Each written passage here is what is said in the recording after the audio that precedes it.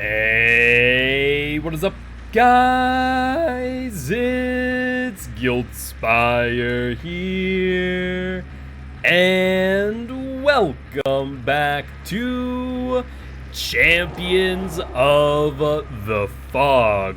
In fact, welcome to Season 2 of Champions of the Fog, as we are back and better than ever, and what a pleasure it is to have this opening match with my friend Gannicus. How you doing today, Gannicus? Oh, Giltspire, I'm doing fantastic. It is good to be back, though. It really is. No, I'm wicked excited, as today we have a match of We Overslept versus Cerebral Assassins. So some teams that you and I have seen on quite a number of times. But this time around, we actually have an idea of what the maps look like, what the killers are going to be, so we got a little bit more information going into this first match, and I am wicked excited, to say the least. Yeah, so am I. I mean, you got Running Man killing first, of course, and it's a new season, right? So, you got to get in the right direction. So both of these teams, are looking for to do some damage, and they really start out super early and get the high ground, basically. Yeah, no, so it's going to be interesting, especially because this time teams actually get to determine what maps they want to play on. And we're seeing a lot of, how should I say, team favorites, like good old Cold Tower, which we'll be starting on today. And we'll be seeing Running Man's Plague, which I'm excited for. I think we maybe saw one or two of the buff plagues, in the last season of COTF. But now we are going to see the new improved Plague in our first round of the season. So I'm very curious to what Running Man's, idea is going to be going into this, especially as we now are allowing NOED on top of which. Yeah, that's a little quirk, a different thing to add, right? Adding NOED. And to Plague, though, Plague it's just beautiful to watch, and I'm excited to see what Running Man brings to the table, and how quickly he can get everybody basically sick and down. Yeah, it's definitely going to be interesting. So, if you're kind of looking at this on Cold Tower Plague, what's your overall strategy kind of thinking, right? I'm very curious because, it's a very small map. Pools are going to be very close. Are you just kind of grabbing and going? If you're the survivors, are you going to be cleansing at all? Like, what are your thought process from a killer and survivor standpoint? Yeah, I think if you're a killer and you're playing this map, because it is a smaller map, I think it serves you, because you're able to have your pools closer to you. You just grab that puppy and go. You just grab that puppy. It's a smaller map. You can, I've seen Infectious Right just be domination on that with Plague. But if you're a survivor as well, because it's a smaller map, if you get sick, I think you just keep doing your thing, because eventually everybody else is gonna get sick, and you just power through it, basically. I don't know about you, Giltspire. Yeah, no, I'm definitely thinking the same thing, to say the least, that you're just not wanting to really risk it and just giving that Plague so much power, especially with the map as small as it is. On bigger maps, it can kind of maneuver around and cleanse where gens have already been completed, but Cold Tower is just so tiny that there really just is no getting around it at the end of the day. Absolutely. You just got to live with it, get in, get out as quickly as possible, and live to, die another day, basically. Yeah, no, I'm definitely with there on that. But I mean, honestly, I don't mind being broken. I don't know about you, but in my matches, I personally love bringing things like No Mither. I have my own little No Mither build, and so I imagine we see resilience on the Survivor side, where I'm sure is going to be like, okay, this is fine. I get a permanent 9% buff. Yeah, this is a-okay in my books. Absolutely. I don't mind it either. It's just a little bit different kind of playing with it, but after you get used to it, you're like, okay, I'll be just fine, Exactly. And as far as other things going on, I don't know if anyone has picked the artist for our first set of matches, or round 1 from Group A here. But are you excited to see the artist finally in comp? Yes, absolutely. I think if you get a great artist, I think she's very difficult to deal with. Her crows, especially being able to counter loops and things like that, make it for a fun atmosphere. Maybe not for a Survivor team, but just looking at killer gameplay, I think she could make a difference. Yeah, no, I'm very interested because I don't know if it's been used in DBDL, DBE, obviously not in COTF. I'm not sure about Vigo's Court, but it's going to definitely be interesting. On top of which, let's talk real quick about the PTB. What are you thinking about some of these Survivor build changes? Yo, I'm not gonna lie to you. I've been watching a little bit of PTV, and there have been some builds that they have been able to change that I'm just like, it's gonna be different, man. So, killer lifestyle. Can I say something? Why they gotta do my boy Clown like that? That Why they behavior gotta do just my boy was... Clown like that, huh? They were just not down to clown around, and speaking of changes with things like boil over, I think we've had the audience simmer enough as they are probably boiling over in anticipation, and we are about to jump right on in to trial number 1 of Cerebral Assassins versus We Overslept. I'm wicked hyped. Let's see what Running Man can do with the Plague, and what We Overslept's reaction will be to the Vami Mommy. Yeah, here we go. I am excited as well, honestly, to see what, the back and forth. There's going to be a lot of back and forth, especially on a smaller map, especially against Plague with their Survivor team. Basically, it's who makes the first mistake. Almost every match, but especially now with Plague. Yeah, no, I absolutely agree. What I love about this, too, is that this team's had time to prepare to play against Plague. So I'm going to be very interested to see what strategies they have come up with, specifically on this map, to try and avoid the wrath of Vami Mommy. Absolutely. I expect some interesting perk choices and some stuff that will actually probably surprise us. So I'm super excited as well. Absolutely. But now, I got everyone hyped up, but now we face the dread that is the load screen of Dead by Daylight. I swear, with every single update, this load screen becomes longer and longer. But with that being said, we are in, and like we said, here is the Vami Mommy, and she is already out on the prowl, and I want to point something out. We see some very interesting add-ons here. Yeah, absolutely. Some very interesting add-ons. They just, I don't know, man. What are your thoughts, Giltspire? I'm looking at these and going, okay, Running Man is playing for speed right now. I've been seeing a lot of people running these add-ons, and correct me if I'm wrong, and I could be because I don't actually use these add-ons all too often, but maybe I might reconsider.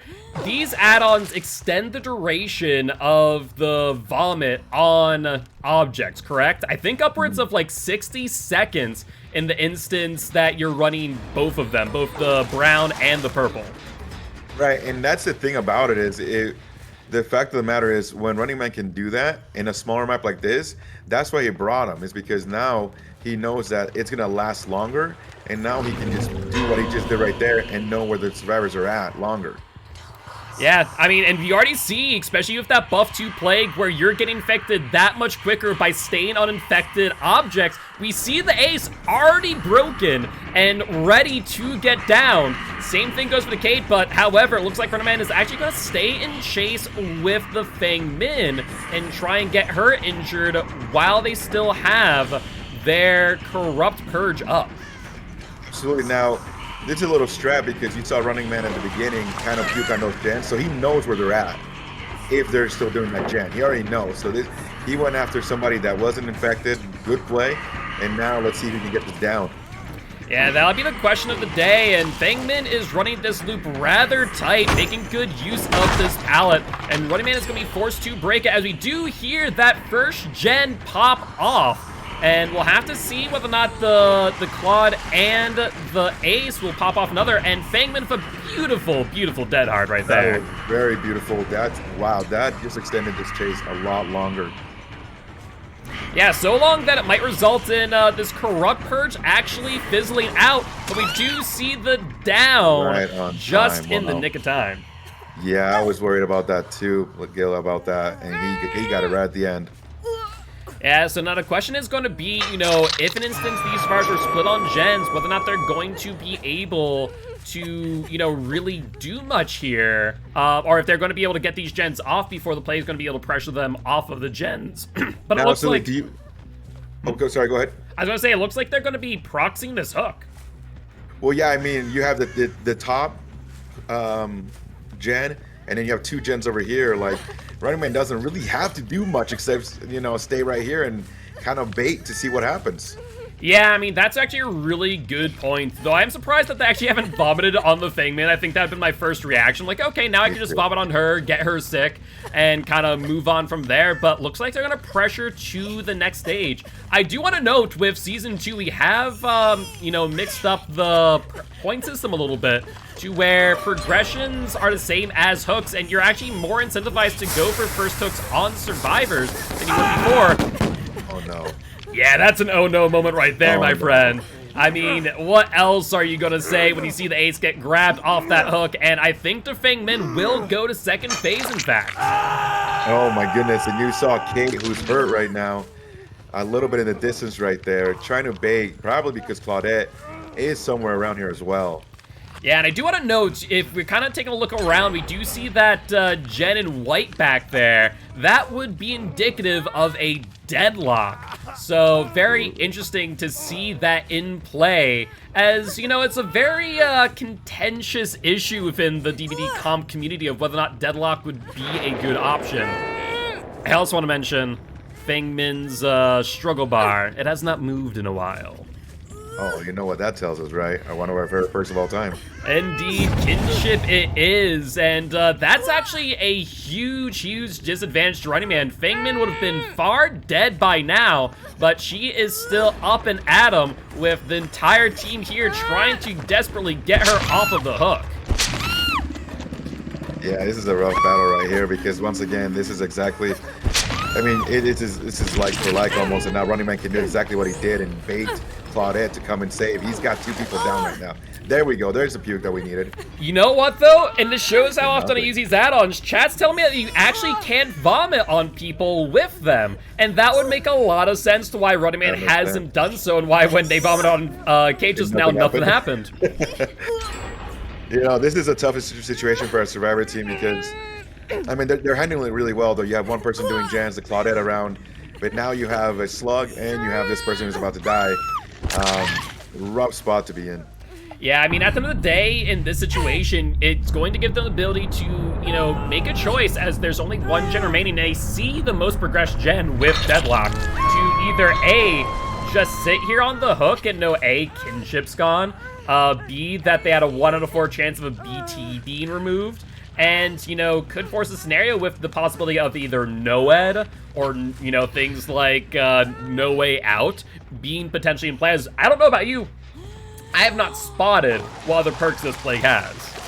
Absolutely, me neither. And that's where I'm like interested to see, you know, the added perks that we have added here in season 2, how they come to play to our killers, right? Is it going to be more of an advantage, disadvantage? Is it going to be more late game than we're used to seeing, you know? Yeah, no, absolutely. I think that is, something to take a look at, and whether or not the survivors, the style of play might change just a little bit to where they're going to have to work on totems as well, identifying where they are to potentially cleanse Noed. Honestly, if I am a team, I either make one of two choices. Either I care nothing about Noed and we're just going to force out as many people as we can, or I care enough about Noed that towards the end of the game on one gen when the killer's like patrolling their 1 to 2 gens, that they're going to want to cleanse all the totems that we possibly can. Absolutely. You got to make a choice and live with it, basically. So we'll see what this Survivor team did. And I mean, with the start that they had, popping gens, but then having 2 survivors go down, if there is something, I don't know if they were able to find anything. Yeah, that is a problem, but it looks like this K is doing a fantastic job, much like the Feng Min, though in this instance, without the pallet, just able to make use of that loop and spend as much time as they possibly could. And she will be going back up, but does she have decisive? Sure enough. And that is a game changer a little bit. I mean, that is huge, and that's just so unfortunate for Running Man, for their first hook to have been the kinship, and their second hook to have been the decisive strike. Just a horrible scenario to be in, but nonetheless, it looks like they are going to claim Kate as their second victim, as they do end up getting him down before the end of the Corrupt Purge. And did you see that? So that tells us that Running Man was running a little bit of something, I mean, not just a something, 2 somethings, as we heard a noise notification letting these survivors know that there is no way out. And on top of which, we did hear the cleanse for Noed. So Running Man at this point is running perkless, and given that they only got 3 hooks, it means that Noed only has a timer of 45 seconds before it does go out. And so I think that should give this team enough time to regroup and probably at the very least get a 2-man out, I think. Absolutely. This is going to be the play, is what happens with this. If Running Man is able to get this down, do you just leave? Because that's what I would do. Yeah, looks like Running Man may have mind-gamed himself just a little bit, losing track of that ace, but now back on them.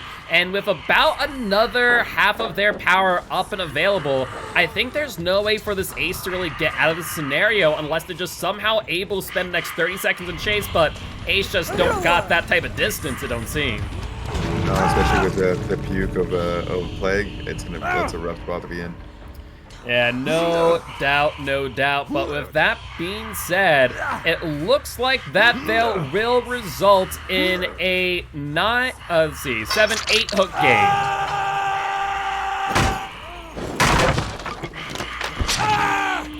So not bad from Running Man, all things considered. Definitely was looking grim there at the start, but with those grabs off the hooks, just were able to bring it back in the end. What are your thoughts overall? Absolutely. I think Running Man, like you said at the beginning, he looked a little grim, but he was able to bring him back. And, that one of the things I didn't expect this team to cleanse Noah that quickly. I was looking forward to seeing maybe a little bit of pressure on that, but once Noah was cleansed, it was kind of, okay, I can get 2 out of 4, and let's go to another match. Yeah, no, that's fair. But yeah, it was a really, really fun game to watch, and we see here Running Man running that full Deadlock Corrupt, Noed, and No Way Out build. What are your thoughts about this? Do you think this is going to be the new meta for DBD comp? I think we will see a lot more No Way Out, 100%. Noed, I think, will be ran just to see what people can, almost like experimental, you know what I mean? But like you were saying, if you get a team that can just focus on cleansing totems and doing their thing, or have someone that can, that's a counter of our Survivor team, right? If you cleanse it, or you cleanse all those totems, no, it's obsolete. You don't have to do anything else, Yeah, you're not wrong. You're not wrong at all.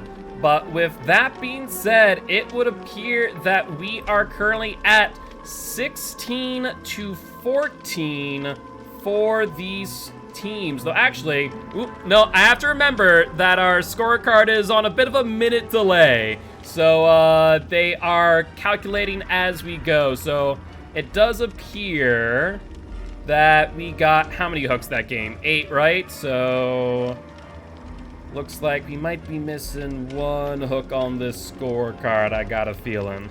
So looks like we are actually at 17 to 14. Cerebral Assassin's up for 3 points as we go into trial number 2, this time with We Overslept as the Oni.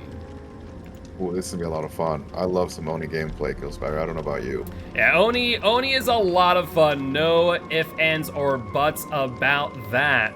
So definitely going to be interesting to say the least. And I'll be interested to see, if these survivors are able to, stand up to Oni at the beginning of this match, because I think that's the biggest thing about Oni, right? Is that if an instance that he's able to get those early hits, then you are in a world of hurt. Absolutely. The faster he gets his power, the more it's coming, man. Like that world of hurt is coming, and so you have to kind of stay away from Oni as much as possible. Now that's easier, easier said or harder said than done, right? You have to be on point, but I mean, it's back to what we were talking about, perks and things like that. What does our survivor team bring now to counter Oni? Yeah, I mean, like I said, the one thing that I really like about this season is the fact that teams have about a week worth of time to prepare for the killer on these selected maps. So, especially with Cold Tower, where it's very static in nature, where not many tiles are getting really, mixed up, I think it should allow for these teams to go, okay, cool, here's what we're going to do, here's how we're going to play against this killer, here's where we're going to run them, so on and so forth. Absolutely, and that's where I think this new kind of adding into it is kind of cool, because you're able to not just practice the killer against the killer, but you also practice the map. And that's cool. So I'm excited to see what our survivor team has come up with, what kind of styles and things like that, and can really make it fun.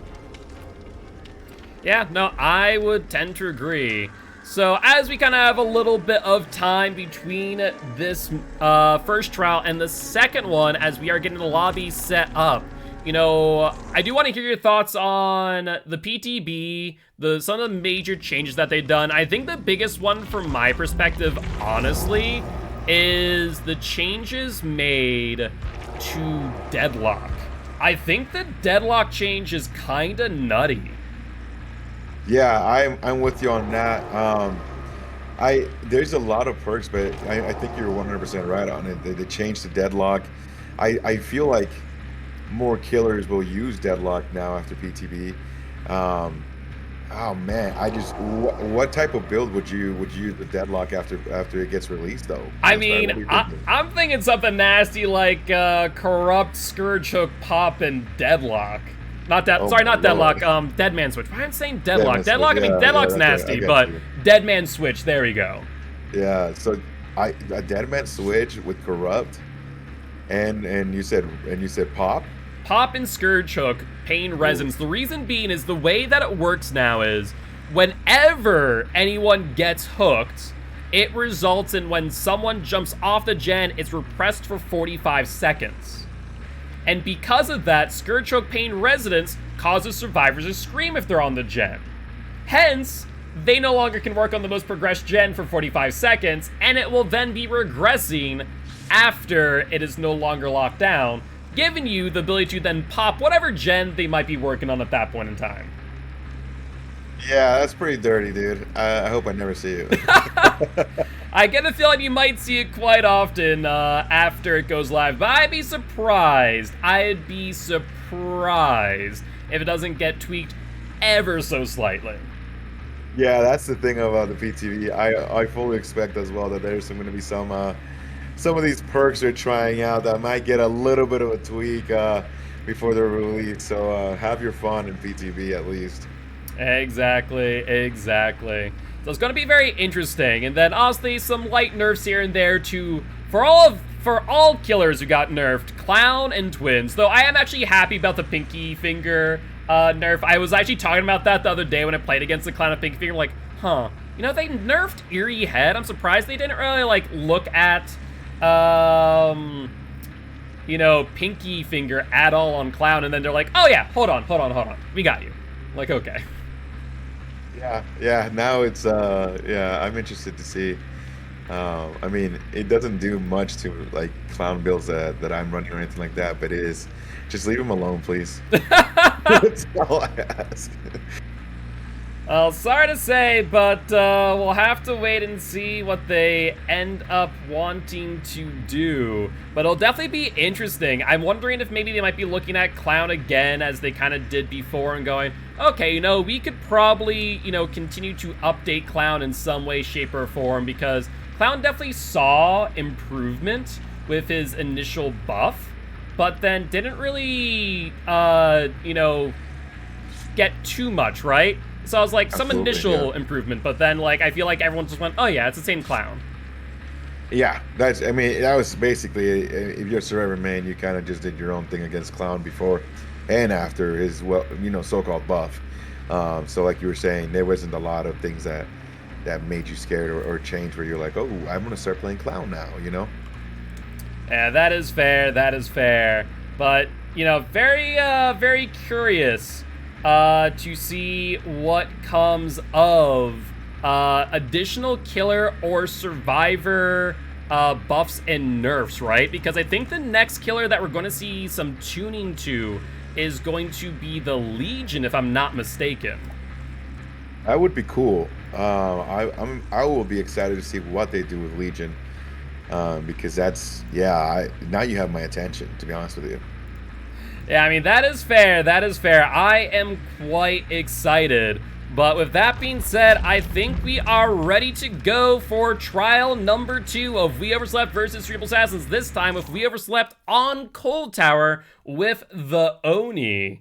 So it's just going to come down to whether or not Oni can get those initial hits and whether or not they'll be able to capitalize off their wrath. If they're not, then it is just going to be a slaughterfest, I feel. Yeah, you know what, dude? 100% Giltspire.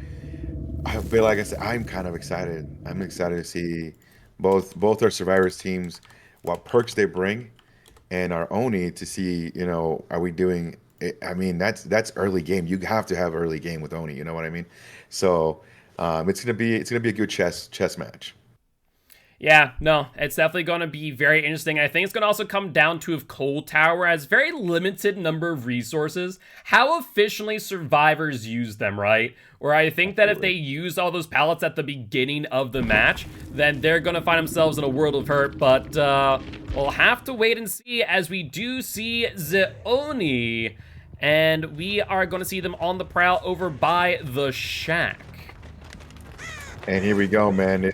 Mission right now. He saw just Survivor right there. You got it. You're going for the hit right now. I mean, that's just such an unlucky spot, not to just see one survivor, but in this case, see 2 survivors right at the start. Who needs Lethal Pursuer when, you know, DBD RNG is just on your side? RNG Pursuer, here we go. Now, we do also see Corrupt and Avenge, and I think that is just always going to be a staple of DBD comp. Why would you ever not run that? I think it's always more of a surprise when we don't see it, but Oni losing the survivor here a little bit, deciding to now change targets off the LT wall, and now it's going to find themselves against a survivor over by a pallet tile, which it'll be interesting to see, like I said, how well and efficiently they use these resources. And that was a quick resource, so let's hope that it can, you know, get a longer chase. But I mean, just not even a quick resource drop. I also want to point out a very quick break by the Oni too. So I think that would suggest a potential of a brutal strength being in play here. Absolutely, that was very quick for the Oni. Kind of surprised Arnea. But we do see that first hit here on Scuba Steve, and now Oni's going to be able to try and collect themselves. I mean, we did hear a totem pop off. We did see that gen regressing earlier, so it would be indicative of Ruin being in play, or rather, no longer being in play, more accurately. Absolutely, cleansing Ruin that quickly. I mean, that's something that's gonna hurt the heart, though, Giltspire, at least mine. Yeah, no, I mean, it's why I just don't run it anymore. Between boon totems and pubs, to everyone knowing where the spawns are, I'm just like, you know what, I'd rather run Scourge Hook Pain Resonance than call it a day. Yeah, there's at this point, Ruin is unfortunately hit or miss, basically. Yeah, it really is. I just think that you could run so many better gen regression perks. And Oni here trying to get some cheeky flicks in. You still have that like head tilt up. And with Oni, you can actually do some really cool stuff with that and to ensure getting the flick a little bit more tight. But just not able to capitalize on the situation and just hasn't been able to really get much value out of their power now. If they do not get someone down, they're gonna find themselves in a world of hurt. Absolutely. At this point, what you're looking for is just trying to find one survivor to get down. That's your mission. Even though it could even be right now, Scuba Steve is hurt. Like, you just need one person down. Yeah, because if you're an Oni and you ever get your power, and ideally, in my opinion, if you're not getting someone down within the first, like, half of your power, you're doing something wrong. Yeah, I mean, that's the thing about it. With this smaller map, now you can't. Now you're a struggle bus. You gotta go and find somebody else. And this is a good one right here. Yeah, I mean, that's really nice because they, A, found Scuba Steve. They also were able to get half their power back. But, like, if they were able to get it down earlier and kept half their power, they would have had their power again and kind of continue that snowball pressure. So they kind of are starting back from 0 here. And, you know, rather than starting with all 5 gens, they now have only 4 remaining. Absolutely. That's one of the things that, you know, for Oni, even though they only lost his power, only 1 gen has been done. But now 2. Okay. Yeah, Survivors are like, oh, no, we got you. Hold on. Like, nah, don't worry about this. Exactly. But looks like Oni, you know, being a very conscious purveyor of their environment, has collected enough blood to get their power once more. And, I mean, they're still in chase with the Kate, who is injured, but it looks like they're going to potentially drop chase here and maybe go for a healthy survivor, though Kate goes right in front of them, surprisingly. That was very, very bold of Kate to do, and she kind of gets rewarded. Oh. Well, that was actually more surprising than seeing the Kate just kind of pop out in front. Yeah. A random Claudette just kind of sneaking out of a locker going, okay, I think it's safe, and Oni going, no, I think not. Yeah, that was interesting as well because the Kate was right there. I don't know how the Claudette kind of missed that Oni was around, you know? Yeah, that was quite surprising to say the least, but we do now see the Kate still injured, so this could give the Oni some opportunity to kind of get some snowball pressure, which is something similar to what we saw with the Plague match, but we'll have to wait and see what comes of this chase here, and whether or not Oni will be able to get this down in enough time to spare. Right, and at this point, that's like, I mean, Kate's down. This is as quick as down as you could have hoped for our Oni. Yeah, but I don't know. If I'm Oni, I am sweating bullets right now as the 4th gen has now been completed. And it looks like these survivors have been pretty conscious of what gens they are completing, as we don't really see any type 3 gens. We see maybe 2, but you know what? Doesn't even matter. Last gen popped off. We see a noise notification suggesting the use of No Way Out, and Oni is just hoping to get another survivor down with their wrath. And sure enough, they do find the Claudette. And here's the thing, though, with No Way Out, Oni can have a good chance of snowballing. Ooh, that blind. Yeah, that was a beautiful use of that firecracker there. Though I will say, if No Way Out here, they only hook 2 individual survivors, meaning that there's only 30 seconds additional on No Way Out. So they really have to make use of their time here, and they just barely missed that flick on the Claudette, and she is just slipping through his fingers. Absolutely, this Claudette, unfortunately, is using this little tile very well. Yeah, I think maybe Oni here might just be kind of crumbling underneath the pressure, as they're just wildly swinging left and right, trying to get this down on the Claudette. But I'm going to bet that this XK over here is going to be well progressed, and surprisingly, it is not. Looks like not right now. Wow. Yeah, no, like No Way Out has been off for a little bit of time now. It's my only thought that maybe these survivors are being a bit hesitant at the thought of a NOED. And so they're kind of taking their time and sending their survivors out to open the X gates afterwards. But at this point, they got to know that there's no NOED. X gates open. They're going to body block and ensure that everyone gets out just fine. Absolutely. And I mean, we talked about the fact that in the beginning, you know, the first time Oni uses powers is just unfortunately not getting anyone kind of hurt, you know? Yeah, though I'm now curious of something. What just happened What are here? Well, okay.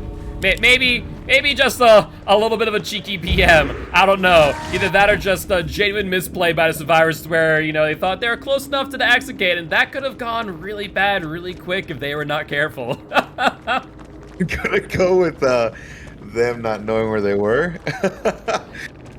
Because yeah, that was kind of wild right there. That could have turned worse, you know what I mean? Yeah, no, absolutely, absolutely. But that being said, that is a 4-man out for Cerebral Assassins. And that there will result in a score of 37-20, where Cerebral Assassins coming out on top for set number 1. And for those who are not aware, we also are doing a little bit of a point system shift to where basically you get, you know, points or season points. So in this case, rather than just getting a win, you're going to be awarded points for your wins and losses, respectively. So in this case, Cerebral Assassins has now been awarded a season point. Now, We Overslept does have a chance to come on back and then reply with a season point of their own by winning set number 2, but we'll have to wait and see what comes of that. It was like point to Gryffindor, right? Exactly. But We Overslept will be killing once again. This time, though, we are going to be out over on the Dead Dog Saloon. Wow, that's a good map. I personally, as a killer, I love the Saloon. I love it, Giltspire. One of my favorite maps. Yeah, no, I am a fan as well, so it's definitely going to be interesting to see what comes of the Dead Dog. I mean, we're going to be seeing the Executioner from We Overslept and a surprising appearance of the Doctor from Cerebral Assassins. And I guess, you know, that's one of the biggest things that I love about this new system that we have, is that we're going to see more A tiers, more B tiers, in some cases even, I would venture to say, C tiers from Doctor. So it's going to be very, very interesting. Yeah, I mean, that Saloon with Doctor, I'm thinking is the fact of shock value. Yes, shock value, you say. Right? Yeah. Both, you know, him, right? No pun intended. But it'll be interesting to see how our survivor teams have to deal with that Slinger you said, right? And Doctor. I mean, those are two killers I haven't faced a lot in any comp situation, so. I mean, Executioners, I feel like a little bit more used, realistically speaking. But I'll say Deathslinger, I'm going to be surprised to see Deathslinger because I feel like we haven't seen him much after the nerf. He, at this point, in my opinion, is almost like just a bad Huntress for the most part. But if, like, you're really proficient, then maybe not. Because he feels, the way he aims down sight feels like the way that Pyramid Head or the Executioner uses their Punishment of the Damned, more or less. I'm not gonna lie to you. When I aim down sight ADS with Deathslinger, it's like I'm playing like Call of Duty 1, dude. Yeah, you're not wrong. You're not wrong there. It is, you know, slow but surely. You aim down a scope and you're going, oh yes, this is how it used to feel when I played my FPSs back in the day. Oh man, so. What do you think? So, what do we have a score? Because I don't know. I don't know. Yes, we do. Everyone was seeing it in real time, but as a quick reminder, we are looking at We Overslept with 20 to Cerebral Assassins 37. So definitely a bit of a hill to climb for We Overslept going here into their second match of Killer with the Executioner. Yeah, absolutely. So you're bringing Executioner out. You're 17 points down. Yeah, you basically you gotta just come out of the gates swinging. You gotta get quick downs, quick hooks. I mean, at this point, you almost want to do like what Running Man did, where you hope that you can get a hook and a slug, and then get somebody else down. You know what I mean? Yeah, no, that is a very real reality where you're just going to need to ensure, I think at this point, based on the 4-man out that we saw, probably a 4K from Evo Slept to try and let's bring this back in some capacity in a overall match score. The nice thing is, with the sets, we kind of more or less kind of bring it back to 0 for the teams. We kind of say, okay, cool, you know, honestly, that was a good match there with the first round. Let's see if you guys can do that again on Dead Dog Saloon. So it's giving the, you know, everyone a fair opportunity to kind of take a breathy, take a step back and go, okay, let's see what we can do differently. So how it works, as I was kind of explained earlier, you got your set 1. The winner of that, which in this case was Cerebral Assassins, will be awarded a set point. Then, We Overslept will be able to have an opportunity to come back with the scores more or less being put back to 0. Not literally, but theoretically. So, then if We Overslept wins set 2, then they get awarded a point. Then we look at all the points between the two and go, okay, who's the overall winner? And then we award 1 point to the overall winner. So it's not, you know, winner take all. It is, you know, a fair chance of saying, hey, sometimes just get a bad map, you get bad RNG, and we understand that. We've been there in pubs before. Right, Gannicus? You've been there before. Oh, I've multiple times. So, you know, it's kind of being a bit more reflective of that. And I think that's it's a good way for us to look at things in Season 2 of COTF. So it's going to be interesting to see if maybe the matchup of Executioner versus Doctor will have any say in the grand scheme of things. No, and I love that, right, where points matter, but also, like, hey, it's 2 games. You can refresh, you can reset, and now really kind of get your mojo back and do what you need to do to hopefully get this point. Yeah, exactly. And as I've seen a few people ask about the score, I decided, you know what, let's just do something smart and throw it right up there at the top for everyone to see. So we see We Overslept at 20 with Cerebral Assassins at 37. Let me know if you guys like that placement of that scorecard and see if we'll use that in the future. If so, we'll keep it there. Yeah, no, this is exciting, man. All these great changes, everything's just coming together. We had some great matches so far. I'm excited to see what we have upcoming for the next couple rounds. Yeah, I mean, if we're looking at the announcements that I made earlier today, so you guys kind of get a full sense of the schedule, at 2 p.m. CST, we'll be watching Atrocity versus Modern Retro. 4 p.m. CST, we'll be seeing who's victorious between the formerly named Raymond to Sal OED. I'm not sure how to say that, to be honest, as my dyslexic brain says no to that. Versus Team Remedy. And then finally, but last but not least for the day, we're looking at Golden Wolves versus the Hookers. So who will be the Hookers and who will be the Hooked? Only time will tell. Oh man, that's exciting. That name alone gets me excited. But it looks like we are good to go on both Killer and Survivor side, so we're going to be jumping right on into trial number 3 of round 1. We Overslept versus Cerebral Assassin, this time with We Overslept on the good old Dead Dog Saloon as the Executioner. Oh, this is going to be a lot of fun. Saloon, Executioner. We'll see though, dude. This is a good reset. You know, this is what the new rules have done. Is that you start off fresh, you're doing your thing, and now you know what they were running, you know what they were doing, you know you got a little bit of information, a little bit of knowledge about what they were doing. Now it comes to, okay, can you use that knowledge and see what you can do better from last game? Exactly. Also, something that I feel like I haven't mentioned, and eventually, you know, I'll have to hit up some old friends from my production crew and see about getting like a rule set video out there. But for those who are not aware, have not read the new rules, as I'm not sure if Gannicus, you know this either, but survivors are now bringing offerings, both survivors and killers now bringing them. So killer with a cut coin, you know, just that way no one's getting any sneaky ideas about opening chests. You shouldn't be doing it anyways. But also, we're seeing a Shroud of Binding, as well as the Bloody Blueprint and Annotated Blueprint, which will then make it so Basement spawns in Shack and Hatch spawns in Shack as well. And all survivors spawn together. It's just trying to reduce RNG just a little bit, and you know, I kind of didn't even think about that Oni game last match, and it really did make a bit of a difference where when Oni found one person, oh my god, now there's everyone! Yeah, that made a huge difference for Oni in the beginning, absolutely.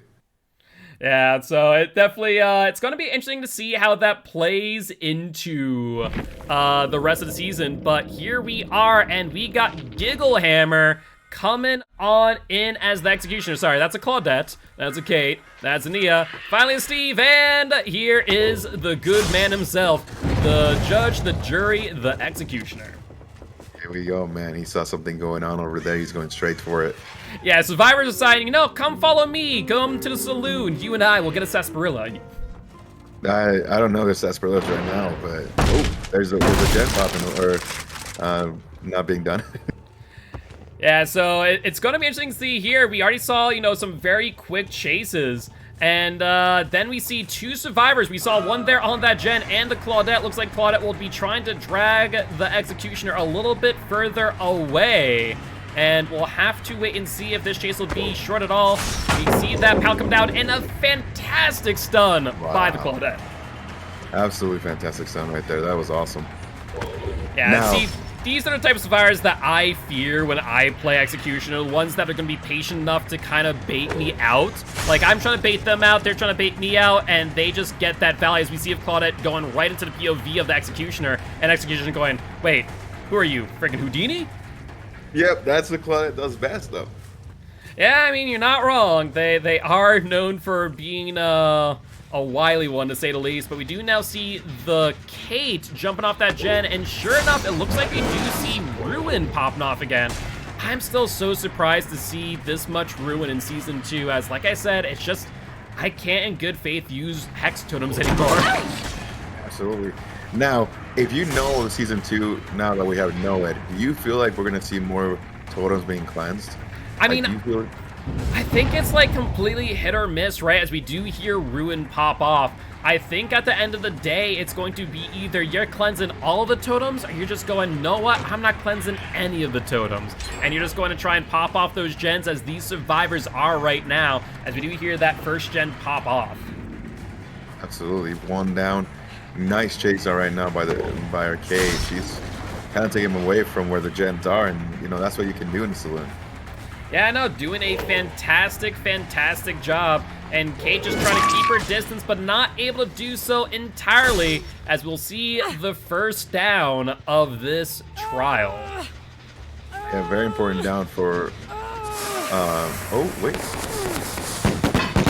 That was cheeky right there. It was indeed, and, you know, trying to get some value out of that firecracker, trying to see if maybe they might be able to either A, get the gen, or B, to, you know, get that survivor off the hook, but no dice, and Claudette will take a hit. We do see another survivor up on the gallows as well. Absolutely. So now, I mean, with 3 survivors around, you're kind of just gonna, yeah, I would just stay here. Oh yeah, 100%. I mean, you have that corner, you have Water Wheel, you have those 2 gens. However, you do hear another gen pop off in the distance as you do continue to chase with Claudette, and looks like she's going to be trying to make out the LT wall, and successfully does, extending this chase. Absolutely great fake by the Claudette right there. And I'm not sure, as actually I'm looking around, and normally you would see it, so maybe you don't see it in Spectator, but I'm fairly certain when we saw that hook there in that corner, that that gen did regress a little. Am I mistaken in thinking that? No, I saw that too, absolutely. So as I'm looking around, I think it is good, fair to say that there is Scourge Hook, Pain Residence, in the work right now, as we do see a survivor scream on that gen immediately after the hook. So that's 15% per Scourge Hook, which is insane value if you use it right. So I'm very excited to see that being used. Actually, 56% value, and that detection of the survivor is pretty awesome. Yeah, honestly, I think as people start to get used with the, you know, Pain Resonance being used more and more, I think you're going to find survivors kind of taking their hands off of gens momentarily as soon as someone gets hooked. That way you just avoid giving that killer that little bit of info on how many survivors are on that gen, for example. Right, and that's where the thought process of, okay, let me run Ruin comes in, right? Because you're like, if I can get people to do what you just said and still maybe have Ruin available, then that's another progression down, so. See, I'm just all about the Scourge Hook Pain Resonance pop value, because that's 31 seconds of time that you take off of generators. And I will say, though, these survivors do not seem to exactly be all too deterred, as they are still cranking out these gens bit by bit, especially that Nia on Gallows, making great use of balanced landing. Yeah, absolutely. That was awesome. Our survivors still doing gens. They really do not care right now. No, and I also want to point out that, Pyramid Head only has 3 gens remaining, and I don't think these survivors even need to run in that corner, as we see 3 gens pretty well spread out, so kind of forcing this Pyramid Head to now move outside of Gallows, move outside of that corner, and now they have this line of 3 gens. I wouldn't ever call this a 3-gen scenario, but at least I guess it's a smaller grouping than what some other killers would like to see. Right, absolutely. And we did see that Killer Instinct over in the corner, and looks like the one who got hit by is actually the Steve, who is still injured, as we do hear another gen pop off, and now we have a 2-2 split on these generators, and Pyramid trying to get a mind game here on this Kate, but Kate just going, no, no, no, I ain't gonna fall for that one. That's a hard mind game to get up the stairs like that, though. Yeah, you're not wrong. Just push her down and keep going, because right now... It is difficult, and I do want to note here, we do see that haste stas effect get applied as soon as that last gen is out, so that would appear to be Noed currently in play. Ooh, spicy Noed. Here we go. It is, and this Nia, I don't think she cares. She's just committing to that execute, and maybe, I'm thinking potentially some deliverance value trying to be claimed here. Yeah, absolutely. The funny thing about that is I wonder if she maybe thought that they were going to get Noed cleansed sooner than expected. Yeah, that is definitely a possibility. And Scuba Steve also going down here. We do see the hook, and I imagine Steve's going to be sent across the map via the Cage of Atonement. Yeah, Cage of Atonement already in late game. It's going to be interesting. And looks like Nia will take that body block, and we'll see the 2-man out at the very least, and we'll see if the Kate is still in the map to try and save Scuba Steve. But looks like no progress on that execute, so honestly, if I am the executioner right now, based on this scenario, I'm just gonna kind of hang out and chill, though. I am noticing, looks like Noah did get cleansed. Yeah, I'm noticing that too from the case. He just got saved. And like you said, though, now you can see the other exit gate, no progress done. You know they're either gonna take the chance to go there, which is gonna be bad news for them, or they're gonna make their way around and go after this one. So yeah, the hard part is, though, I have to admit, is like, what do you do in this scenario as the executioner? Like, in order to get a down, I feel like you need to get like an M2 into an M1, and that can be easier said than done, to say the least. Right, that's gonna be, it is super hard, and like right now, that's unfortunate. Yeah, I mean, you can see a lot of distance here for the Steve, but they did get that hit quite early, so it's not outside the realm of possibility of Pyramid getting him down, but I don't know why, I feel like a dead hard's involved here. Ooh. Just a really, really unfortunate miss there, and we do indeed see the 4-man out there for Cerebral Assassins. It looks like maybe the scorecard's not updating, so let me fix that up real quick. But I will let you know that the current score for that set is Cerebral Assassins with 18-2. We overslept with 12. Yeah, great match. Honestly, by Survivor team, putting a lot of pressure on our executioner from the get-go. Some really good chases by the Claudette to be able to really waste time, right? And they accomplished what they wanted to do, and that's get in, get out quickly, waste a lot of time with executioner, and that's game right there.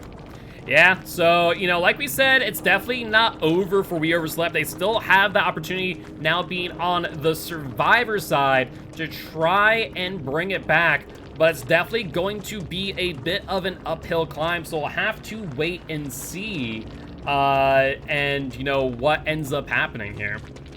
Yeah, absolutely. This is going to be interesting because, like you said, it's not over. It's not over yet, and so with Cerebral Assassins bringing in Doctor, this is when, as a Survivor team, you go ham. You go, okay, let's pedal to the metal Let's do exactly what they just did to us. Yeah, no, absolutely. I mean, I think Doctor, does allow for a great many of opportunities. As I've played Doctor on this map before against good and competent Survivor teams, so I feel like if you're not on top of your game, Doctor is gonna feel outright miserable. Yes, 100%. If you don't bring your A game towards Doctor, especially on this map, it could be a rough time. So that's where, as a Survivor team, you got to go, okay, cool. We can make his life a living hell, and let's get to it, you know? Exactly. But we are officially looking at 31 points to We Overslept to 55 points for Cerebral Assassins. And we'll be going into the 4th trial of this match in just a few moments. This time with Cerebral Assassins as the killer, like we said, with the good old Shock and Doc. He'll be coming on in and seeing what he can do to these survivors. Yeah, I'm excited to see if survivors can do anything to just do exactly what Cerebral Assassins did to them, right? Yep. And waste the Doctor's time, take him on the loops, get in, get out, win that round, and then, we'll see. Yeah, I mean, at the end of the day, right now it is only a 6-point difference between the two teams because, like we were saying earlier, the point system has been shifted up a lot for these games.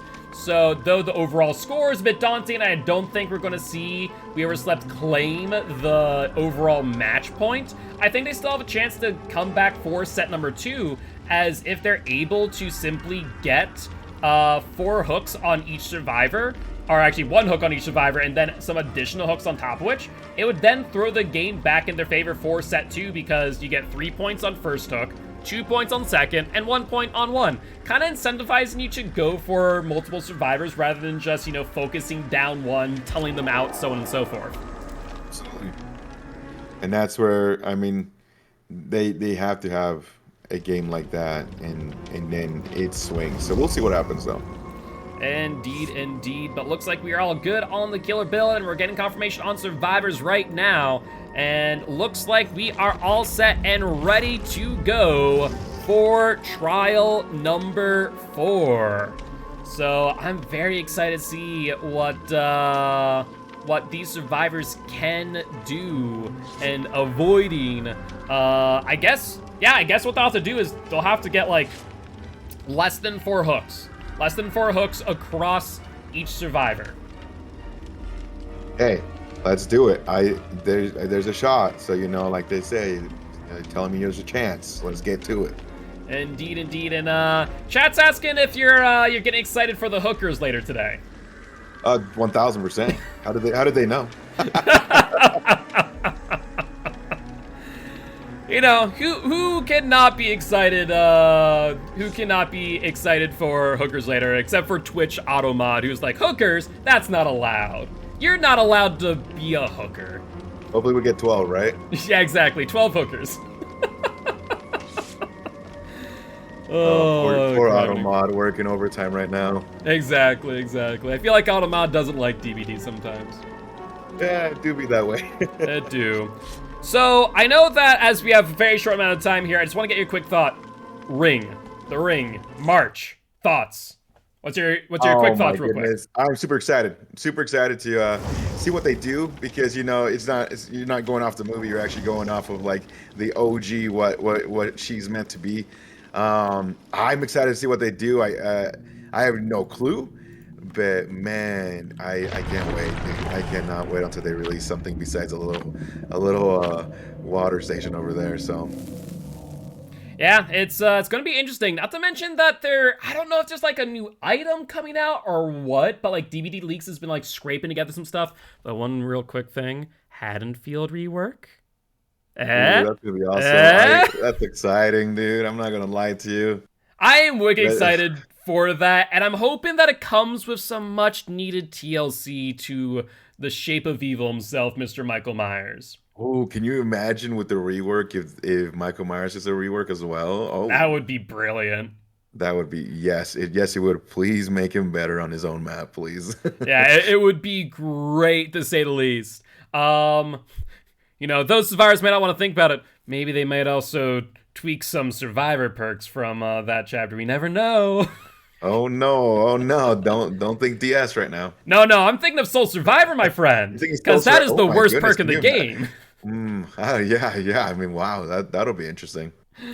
Oh, yeah, Soul Survivors, Yeah, he was just Soul Survivors, come on.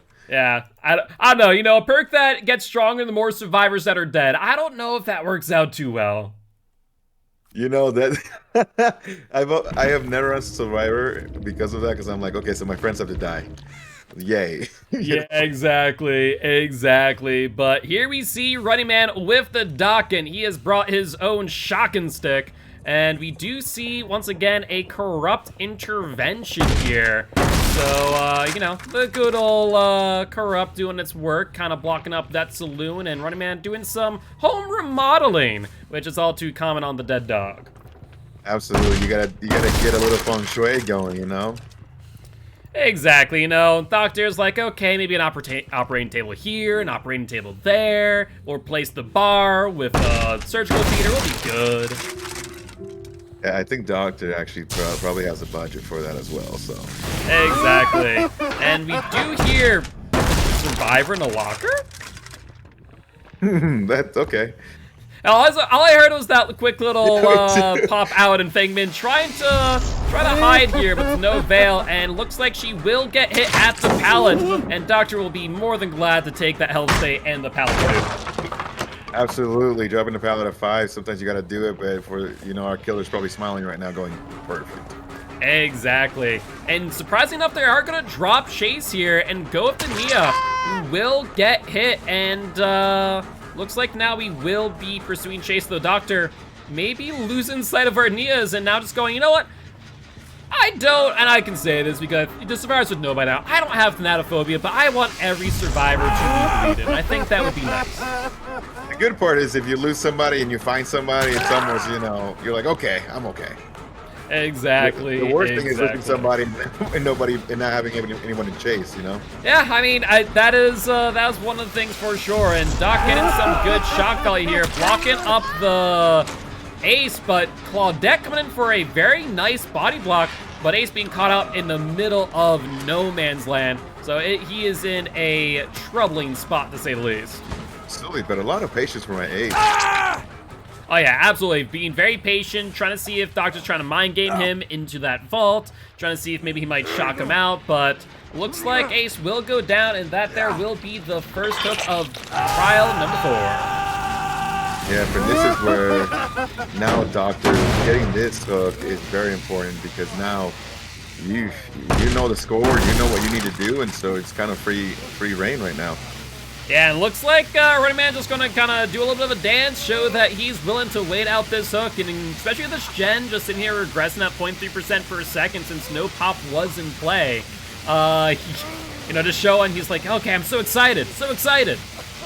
I feel like Doctor would not be a good dance partner. I think it would be rather shocking to say the least.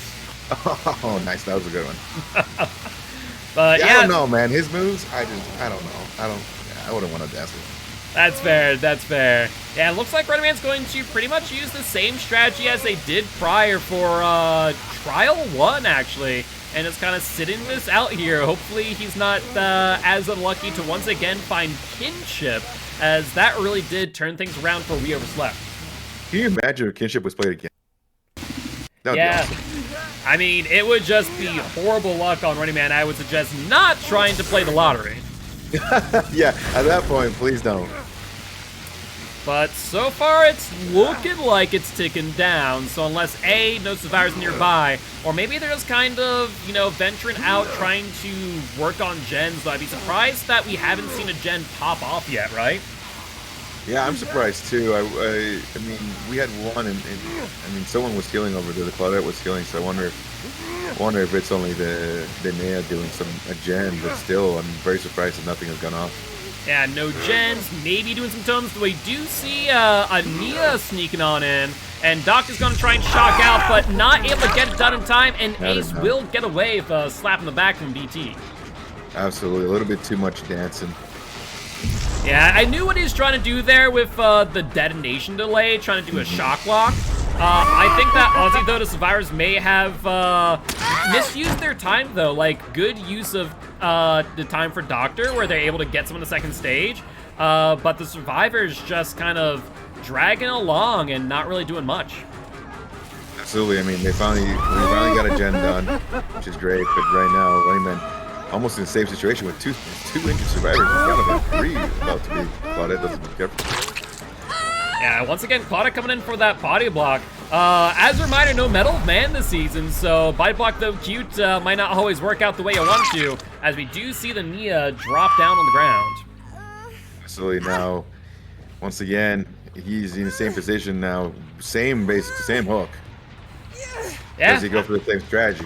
And that's just, camping this one out. I mean, it slows the game down, to say the least, and does allow the ability to kind of just progress this survivor to second stage. And progressions are worth the same amount as hooks, because at the end of the day, you're more incentivized to go for another survivor. But when the survivors come to you, I guess all is the same in the end. Yeah, and like we said, I mean, Running Man probably already knows what he needs to win. And that's what he's doing, right? It's better to hook somebody, better get to your win than it is to leave it up to risk and chance and RNG and all that stuff.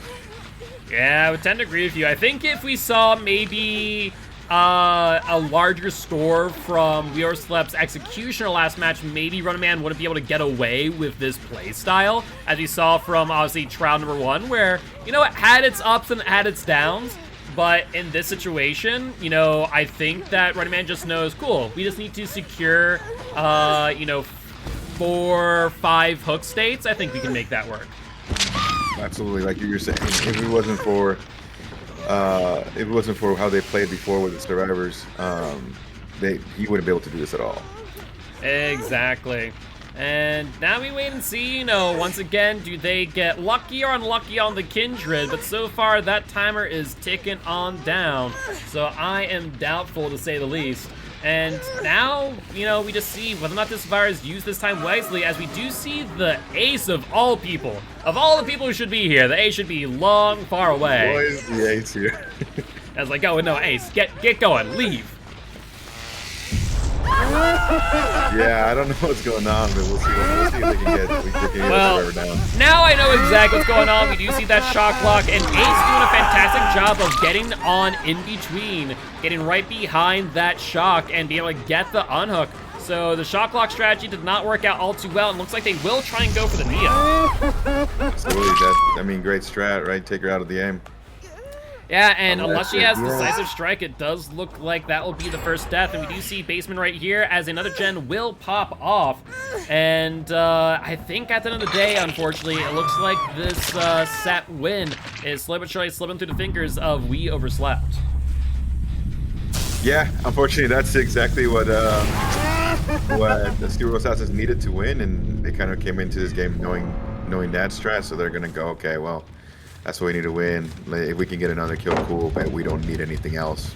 Yeah, no, more or less. But looks like we will be going for the ace now and trying to just remove another survivor from the match, as they're going around this eye tile. And Doctor trying to make up some distance, but Ace is just going to be able to get to that tile in time, and that generator make it a bit more difficult for Doc to get around. But will end up getting the hit, maybe thanks to that tier 3 on Ace.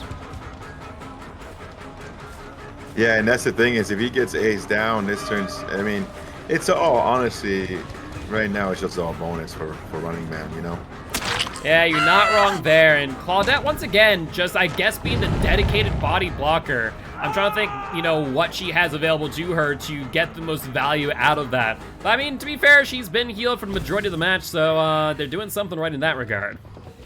Honestly, everyone needs a Claudette, like this Claudette in a Pub's match. That is me most times. I'm like, okay, this person's on death hook. haven't been hooked yet. Okay, I'll jump in front of the bus. Yeah, absolutely. This Claudette, man, I need someone like that in my life. Now, I want to point something out. as Ace did go down. He was already injured, mind you.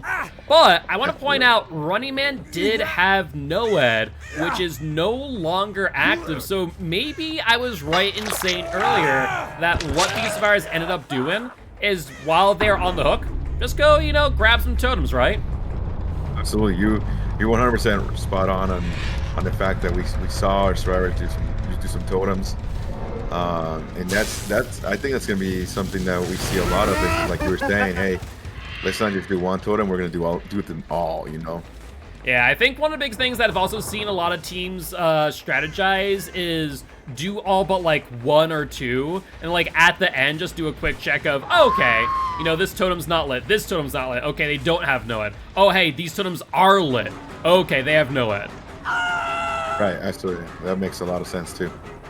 And so looks like they also did have a no way out, as we did hear that noise notification earlier. The question then remains whether or not these survivors will be able to get the exit gates open in time for potentially a two-man out. As you see Claudette jump on down and maybe trying to do a POV mind game.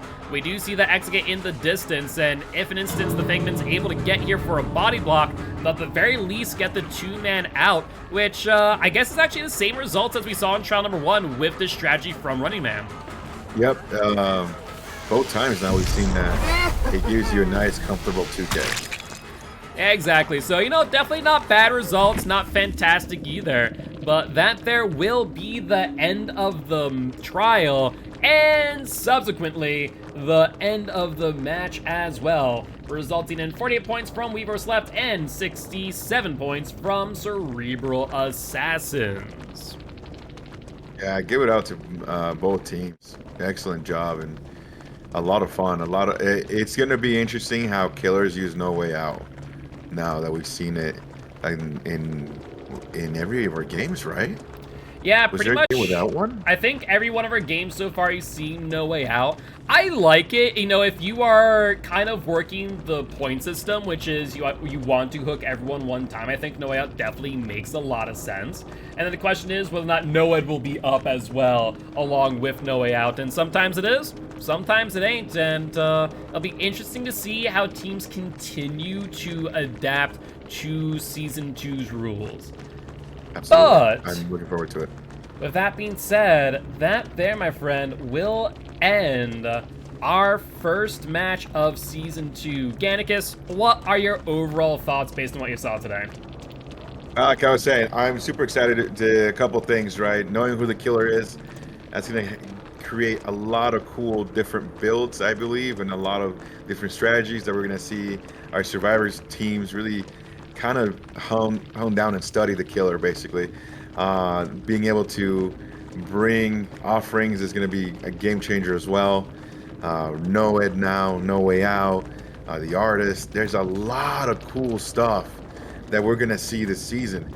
And I'm ready to soak it up in, and I'm ready, you know, to get in here because it's going to be so fun. And I'm excited not just for us, but for Chad and everybody involved, because I feel like it's going to be just an outstanding thing, and then we get the hookers as well. So that's, you know what I'm saying, that's cool as hell too. So Yep, every Sunday we get some hookers, so it'll be a good time. But with that being said, Gannicus, if everyone want to stop on by and say hi next time you are live, where would they find you?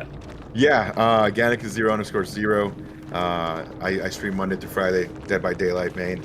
A lot of killer, a little bit of survivor, but I start at 10 o'clock Eastern time, PM. Awesome, awesome. And before I forget, GG well played to both teams, and congratulations once again to Cerebral Assassins. But I am Mark, aka Giltspire. Not only am I the Commissioner of Champions of the Fog, but I'm also an educational Dead by Daylight player, and also recently, as you see, playing some Final Fantasy XIV online, which has been a pretty good time. So let's make sure to stop on by and say hi.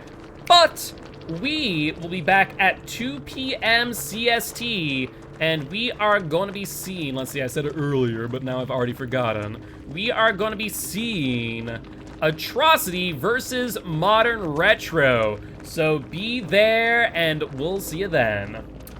Bye-bye!